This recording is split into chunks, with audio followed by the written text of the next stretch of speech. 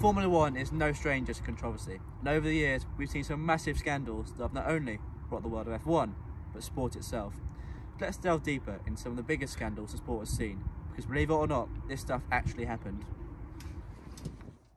Every F1 fan knows what crash gate means. However, some of you might not know the full story, and a lot of you won't have a clue. So let's take a closer look.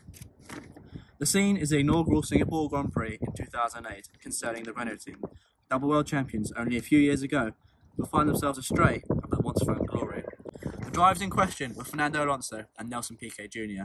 About midway through the race, Nelson Piquet Jr. was asked to crash his car deliberately by then team principal Flavio Briatore and technical director Pat Simmons. With it clear he was second favourite in the team, he followed the orders to keep the peace. Lap 12 and Alonso was the first to pit.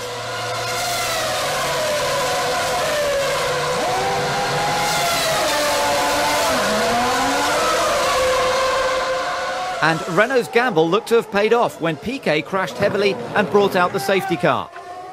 This meant the safety car could come out and it gave Alonso the perfect time to pit for his strategy.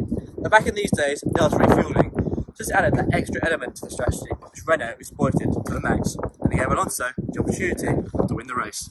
The plan was executed to perfection, and Alonso did just that. He won the race, despite him being unaware of the plan that had unfolded behind the scenes.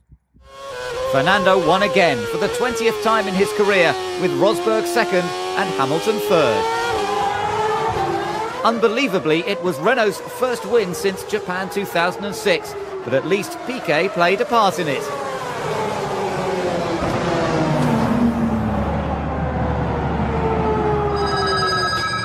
Neither Fernando nor Nico thought they would have stood on the podium in Singapore.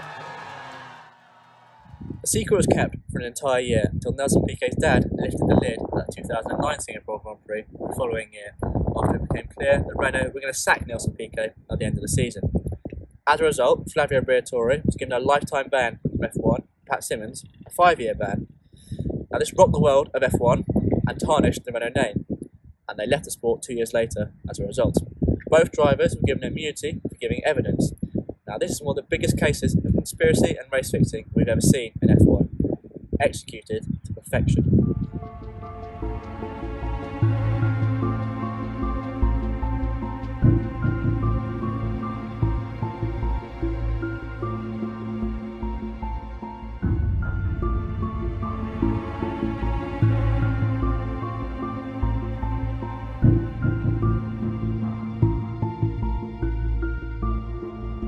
So the second controversy we're going to talk about today is the Ferrari team order saga. Now this is a two-parter. Here's some context for you. In 2002, Michael Schumacher had won 4 of the first 5 races of the season and was well on the way to a 5th world title. At the Austrian Grand Prix of 2002, Schumacher was running second behind teammate Rubens Barrichello with 8 laps to go, when Barrichello was asked by his team to let Schumacher pass to take the win. At first, naturally, Barrichello refused, until further conversations on the radio led Ferrari to threaten the Brazilian with his job. So, to prove a point, with 100 metres to go on the final lap, Barrichello slammed on the brakes to let Schumacher pass. Realising how bad this looked, Schumacher also slowed down, but it was too late, and he crossed the line to win the race. For the final time, it doesn't look as though there's going to be any team orders here, and nor should we ever really have believed there would be. Oh, he's getting very close to Michael Schumacher, but Rubens Barrichello comes through. He's not going to let Michael through, is he? No, they're going to... Yes, he is! No! I do not believe it! I do not, Adam and Eve, what is going on? Michael Schumacher wins the Austrian Grand Prix. He doesn't deserve to win it. That is outrageous. Oh, I'm gobsmacked, absolutely gobsmacked. That is not possible.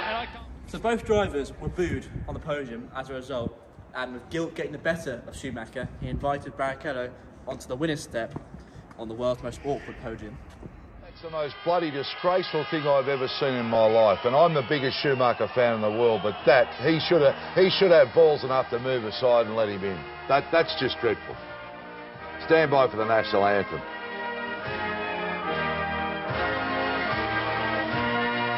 Hard one. I mean, at the end of the day, as I was saying, before the national anthem He's giving him the trophy. Look, he's giving him the trophy. Yeah, but he hasn't got the cheque or the points.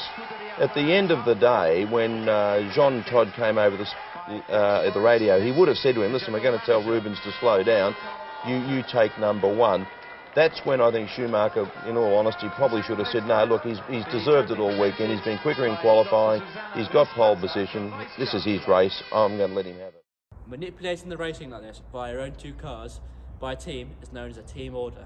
As a result, Ferrari were fined £1 million and team orders were subsequently banned. So, in terms of part 2, history repeated itself at the German Grand Prix in 2010.